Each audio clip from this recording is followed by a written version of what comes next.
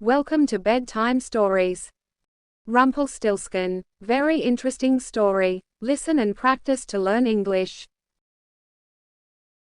There once lived a miller with his daughter. When the miller was at work all day turning grain into flour, he loved nothing more than to think up tall tales to amaze people. One day the king came to town. He heard the miller talking about his daughter. The miller was saying that his daughter was the most amazing girl in their village, if not in all the land. "You there," said the king, "what is so amazing about your daughter?" The father bowed. He said, "Your Majesty, my daughter is so clever that she can spin straw into gold." "Spin straw into gold," said the king. "That is amazing. She must come to my palace. I will put her to the test." "But I mean," said the miller. He wished he had not told the king such a thing, but now it was too late. So the miller's daughter had to go to the king's palace at once. The king took her to a room piled with straw from floor to ceiling. He pointed to the spinning wheel in the middle of the room. He said, "Now get to work. If by morning you have not spun this straw into gold, you will die." The king slammed the door and locked it behind him. The girl was all alone. You have to give. For the life of her, she did not know what to do. She had no idea how to spin straw into gold. "What will I do?" she called out to the air. "No one can do such a thing." Just then, an odd little man stood before her. "Did I hear you say, no one?" he said. "What?" said the girl, shocked. "Where did you come from?" "Never mind that," said the imp. "What matters is I can save your life. For a price, of course."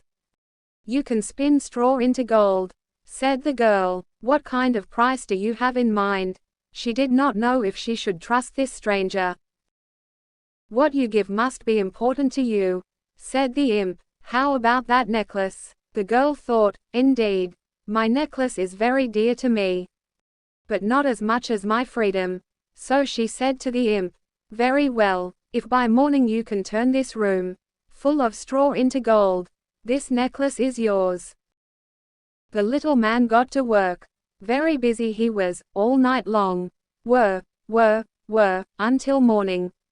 By then, not one piece of straw was left in the room, all of it was turned into piles of pure gold thread. "You did it," said the girl. "Of course I did," snapped the imp. "Now hand over that necklace." "A deal is a deal," said the girl. She took off her necklace and gave it to him, and he was gone. When the king stepped into the room, he was very glad. "Look at that," he said, running the gold thread through his fingers. "Pure gold." "Yes," said the girl. "Now if you please, sir, I'd like to go home now." "Not so fast," said the king. "I will have my servants bring new straw to fill up a room larger than this one. You will stay there tonight. Beware, by morning all the straw must be spun into gold, if you care about your life." "But I already," said the girl. "No buts about it," said the king. And he left, slamming the door behind him. It locked with a click. "Oh," the girl called out, "I was lucky last night. It will not happen again." "Who says?" said a voice. The girl turned. There before her was that odd little man again. "I will do this job for you," said the imp. "But you must give me that ring on your finger." "I always loved that ring," thought the girl. "But after all, it is just a ring." "All right," she said to the imp. "It's a deal." So the imp spun the straw all night. By morning, nothing but piles of spun gold thread lay on the floor. The girl gave the ring to the imp, as she said she would do. The next morning, the girl felt sure the king would be so happy, he would let her go home. But alas, if 2 rooms of gold look good to a king, 3 rooms of gold looked even better. The king took the girl to the biggest room yet. He had already filled with straw. He told her she must turn that straw into gold by morning. or else. This time, however, the king said his son was coming back from a long journey that very night. In the morning he would send his son to the room to see if the work was done. If it was, she was to marry the prince. The king thought, even if she is a miller's daughter, I could not find a better wife for my son. But he told the girl in a loud booming voice, if she could not do the task, she would marry no one at all, for she would die. When the king left, the girl fell into a deep gloom. How long would this go on? Would she ever get out? When she lifted her head, there was that little man again. I bet you knew I would come back, he said. I could not know for sure, said the girl. But this time I no longer have anything to give you. I cannot pay you any more. We will find a good price, said the imp, and he went to work, spinning the straw into gold. Stop, said the girl, please, I have nothing left to pay you. But the imp did not stop. He worked all night long. Though the girl waved at him and begged him to stop, hour after hour, it was no use. By morning, the job was done. There, said the imp, all done, now I will tell you my price. That's not fair, said the girl. Lots of things are not fair, said the imp with a shrug. Very well, she sighed. What is your price? Oh, nothing right now, he said. But later, if you become queen, I will take your firstborn child. So the two were married. It was not long after the wedding, when the terrible old king died. The prince became king and the miller's daughter became queen. In time, the new queen had a baby of her own. A son. Joy filled the palace. Until one day, when the queen was alone in her room, all of a sudden, the imp stood before her. Give me what you promised, said the imp, pointing at the baby. Now. I never promised it, said the queen. She held her baby tightly. She said, I will give you gold instead. More gold than you have ever seen. Why do I need gold? Said the little man. I can make all the gold I want. Then, I will give you a castle, said the queen. I come and go where I want, said the imp. What do I want with a castle? Then, I will give you servants to take care of you, said the queen. No one takes care of me, said the imp. No one even knows who I am. I will find out who you are, said the queen. Oh, really, said the imp, for he knew that no one on earth knew his true name. Very well, he said. I will give you 3 days. After 3 days, if you cannot tell me my true name, the baby is mine. But if you guess my name, you can keep that baby for all I care. And no one must know about this. If you say but one word of this to anyone, the baby will be gone forever.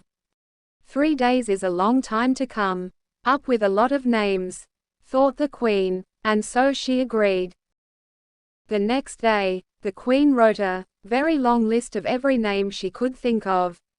That night, in the baby's bedroom, the imp appeared before her. Well, he said in a loud voice. The queen read the whole list of names, one by one. Could your name be Nathan? She said. Lucas, Jacob, Hugo, quote, Felix, Oliver, as you can imagine, many other names, too.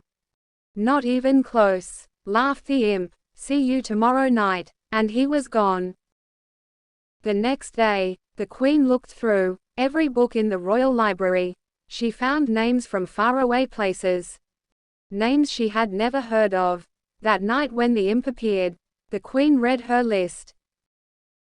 Perhaps your name is Maximilian, she said. No, how about Gunnar, Alfonso, Poindexter, and many more? This is boring, said the imp. But I will not be bored tomorrow night. The 3rd night is when that baby is mine. He laughed again, and was gone. The 3rd day, the queen did not know what to do. She wished she could tell her husband her woes, but she dare not. She walked to one side of the room, then back again, back and forth, over and over. This does not help a thing, she said. She put on her royal cape and hood, and walked outside the castle. If I have peace and quiet, maybe I will think of something, she thought. The queen went into the woods. She followed a brook to a big lake, and went past the lake to the deep forest hidden in the darkness. All of a sudden, the queen saw the light of a fire far away, and there was a voice that was hard to make out. There was something about that voice, too, but what? She stepped closer. At last, there in front of a fire, danced a little man. It was he, the very same imp. Very quietly, the queen listened. As the little man danced, he sang.